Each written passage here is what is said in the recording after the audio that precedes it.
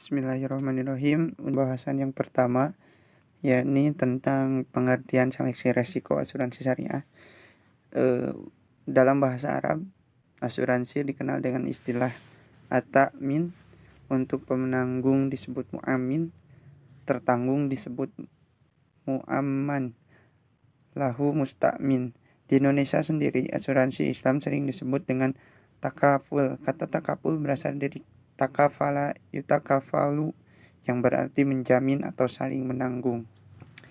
Asuransi atau pertanggungan adalah suatu perjanjian antara seorang penanggung mengikatkan diri kepada seseorang tertanggung dengan menerima prem untuk memberikan penggantian kepadanya karena suatu kerugian, kerusakan atau kehilangan keuntungan yang diharapkan yang mungkin akan dideritanya karena suatu peristiwa yang tak tertentu.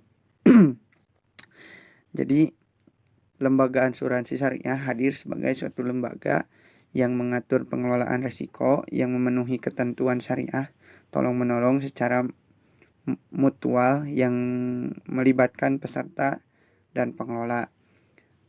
Sedangkan menurut Dewan Syariah Nasional DSN dan Majelis Ulama Indonesia MUI, asuransi syariah adalah usaha saling tolong-menolong di antara sejumlah orang melalui investasi dalam bentuk aset dan tabaru yang memberikan pola pengembalian untuk menghadapi risiko tertentu melalui akad yang sesuai dengan syariah.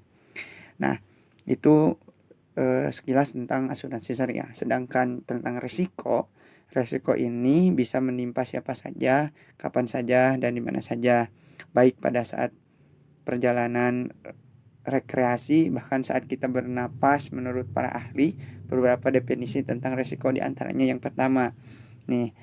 Menurut Hermawan Darmawi, risiko dihubungkan dengan kemungkinan terjadi akibat buruk yang tak diinginkan atau tidak terduga.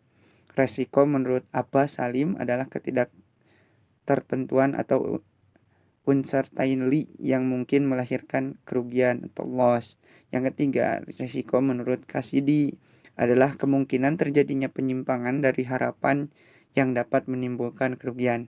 Nah, dari beberapa pengertian dari para ahli di atas, dapat diartikan atau dapat disimpulkan bahwa risiko adalah ketidakpastian yang mungkin terjadi dan bisa mendatangkan kerugian, sedangkan manajemen risiko adalah pengelolaan untuk mengurangi risiko yang dilakukan dengan berbagai cara. Itu mungkin pembahasan pertama. Selanjutnya akan dibahas oleh kawan-kawan yang lain. Selanjutnya ada karakteristik risiko yang dapat diasuransikan.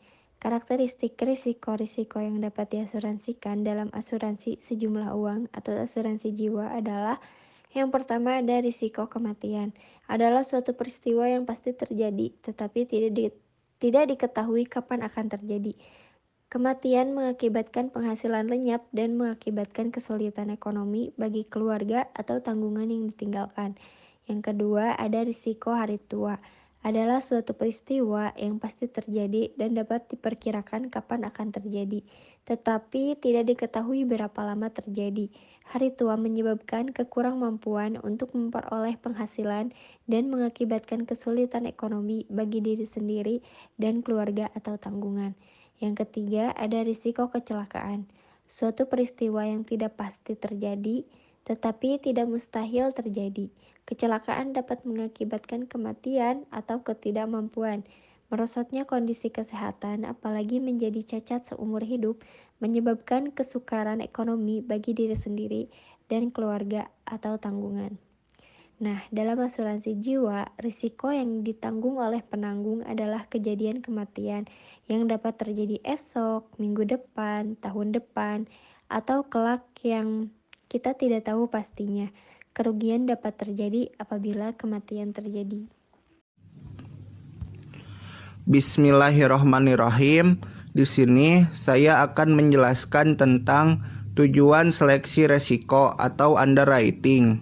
Menurut Richard Bailey, dalam membuat taksiran resiko dan penetapan calon tertanggung ke dalam kelompok-kelompok resiko, sasaran underwriter perusahaan adalah menyetujui dan menerbitkan polis yang 1. Adil bagi nasabah atau equitable to the client. Salah satu prinsip dasar asuransi adalah bahwa masing-masing tertanggung membayar premi yang proporsional terhadap resiko yang ditaksir perusahaan terhadap tertanggung tersebut. Dengan diterimanya aplikasi asuransi jiwa, perusahaan harus menetapkan tingkat risiko dan harus membebani premi secara adil atas risiko tersebut. Pemahaman bagaimana berbagai faktor mempengaruhi moralitas memungkinkan underwriter mengenali atau mengidentifikasi pemohon yang memberikan risiko moralitas yang dapat dibandingkan untuk menggolongkan pemohon tersebut dengan benar. Pengklasifikasian tertanggung demikian memungkinkan perusahaan asuransi membebani pemegang polis individual dengan premi secara adil dan proporsional dengan tingkat risiko moralitas yang diberikan kepada perusahaan. 2. Dapat dijual oleh agen atau deliverable by the agent. Pembeli membuat keputusan akhir apakah polis asuransi tertentu dapat diterima. Jika pembeli memutuskan tidak membeli polis, jika agen berusaha menjual polis tersebut, dikatakan bahwa polis tidak dapat dijual atau tidak dibeli. Satu di antara alasan-alasan sebuah polis tidak dibeli adalah karena keputusan underwriter yang tidak menguntungkan dengan hasil pembebanan premi antisipasi yang lebih tinggi. Misalnya, jika underwriter telah memutuskan beban premi yang lebih tinggi dari premi normal untuk satu penutupan atau membatasi uang pertanggungan atau jenis benefit tambahan atau rider yang dikehendaki, maka calon tertanggung mungkin menolak polis. 3. Menguntungkan perusahaan atau profitable to the company. Underwriter harus membuat keputusan yang menguntungkan perusahaan. Semua perusahaan asuransi, apakah itu perseroan terbatas, asuransi jiwa bersama atau fraternal, meminta underwriting yang sehat untuk meyakinkan hasil keuntungan yang menguntungkan. Perseroan terbatas membayar dividen kepada pemegang saham. Dan dalam beberapa kasus, asuradur perusahaan mutual maupun fraternal membayar dividen kepada pemegang polis. Sedangkan menurut MD Ajmi Abu Bakar dalam tulisannya Family Takaful Plan, konsep Operation and Underwriting membagi tujuan dari underwriting dalam asuransi syariah ke dalam dua bagian, yaitu 1. Ensure rate adequacy, yaitu memastikan kecukupan rate premi. Rate kontribusi asuransi syariah harus cukup, mengingat keuntungan yang dijanjikan berdasarkan produk-produk perusahaan. Ketidakcukupan rate akan mengarah ke problem keuangan yang berat jika tidak kebangkrutan. Kecukupan rate berarti bahwa total pembayaran yang dikumpulkan sekarang dan di masa depan oleh perusahaan ditambah pendapatan investasi yang diperkirakan yang dihasilkan pada setiap net dana yang diperoleh harus cukup membiayai keuntungan sekarang dan masa depan yang dijanjikan ditambah ganti rugi biaya-biaya yang berhubungan. 2. Equity atau keadilan. Rate yang dibebankan untuk ganti rugi kesehatan dan jiwa harus seimbang bagi peserta. Keadilan berarti membebankan setiap peserta sejumlah uang sepadan dengan risiko-risiko yang dibawanya ke asuransi syariah. Dengan kata lain, tidak ada sumbangan yang tidak adil yang muncul dari setiap kelas peserta oleh kelas peserta yang lain. Selanjutnya yaitu tugas dan fungsi penyeleksi risiko atau yang biasa disebut dengan underwriter pada asuransi syariah. Yang pertama yaitu tugas underwriter. Underwriter memiliki peranan yaitu yang pertama mempertimbangkan risiko yang diajukan. Ketika nasabah mengajukan resiko kepada underwriter, maka underwriter akan mempertimbangkan risiko tersebut. Kemudian yang kedua, memutuskan untuk menerima atau menolak risiko yang diajukan. Setelah mempertimbangkan risiko yang diajukan, kemudian underwriter boleh memutuskan atau untuk menerima atau menolak risiko yang diajukan oleh nasabah tersebut.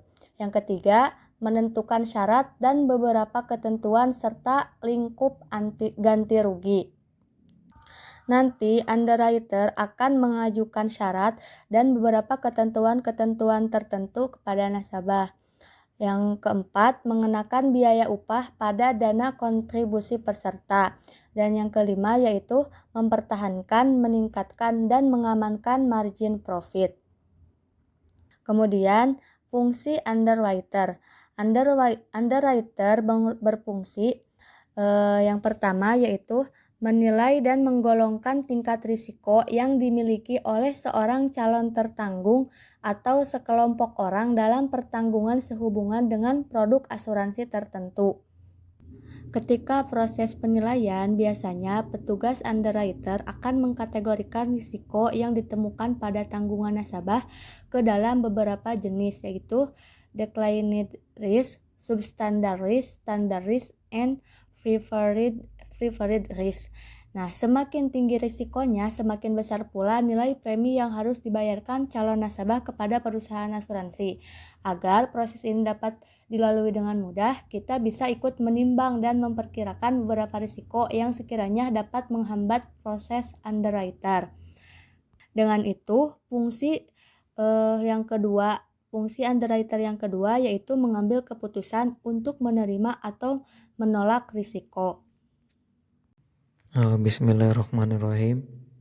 Di sini saya akan menjelaskan terkait proses seleksi risiko. Seleksi risiko memerlukan serangkaian tahap kegiatan. Para agen memulai proses underwriting sewaktu mereka mengisi permohonan asuransi bersama dengan calon tertanggung. Nah, untuk memastikan bahwa calon tertanggung layak untuk dijamin dalam plan asuransi jiwa individu dan asuransi jiwa kumpulan, maka calon tertanggung tersebut harus melalui serangkaian tahap kegiatan seleksi risiko. Adapun tahapan-tahapan seleksi risiko tersebut adalah 1. Field underwriting merupakan proses awal dari aktivitas underwriting yang dilakukan oleh petugas lapangan dengan melakukan observasi dan mengumpulkan informasi yang berkaitan dengan calon tertanggung atau pemegang polis. Yang kedua, verifikasi berkas dan data aplikasi. Setelah dikirim ke kantor pusat, aplikasi surat permohonan asuransi akan diperiksa, diverifikasi, dan diseleksi sebelum ditaksir oleh underwriting oleh kantor pusat. Yang ketiga, mengumpulkan informasi tambahan. Informasi tambahan diperlukan untuk memastikan tidak adanya hal-hal yang bertentangan dengan prinsip-prinsip underwriting dan terhindar dari moral hazard. Yang keempat, menilai risiko. Penilaian risiko dilakukan terhadap seluruh aspek yang dapat menimbulkan terjadinya musibah. Dalam melakukan proses seleksi risiko pada produk asuransi jiwa individu dan asuransi jiwa kumpulan, underwriter harus mengetahui terlebih dahulu jenis-jenis risiko yang ditanggung dalam kedua produk tersebut. Risiko tersebut adalah ada 3. Yang pertama, risiko sakit karena suatu penyakit. Yang kedua, risiko cedera atau cacat karena kecelakaan. Yang ketiga, kematian. Nah, risiko tersebut di atas menjadi tolak ukur penilaian atas seseorang calon tertanggung berdasarkan kondisi dan faktor-faktor risiko yang mempengaruhi tingkat risiko. Mungkin itu saja yang bisa saya sampaikan. Kurang dan lebihnya mohon dimaafkan. Dicukupkan sekian.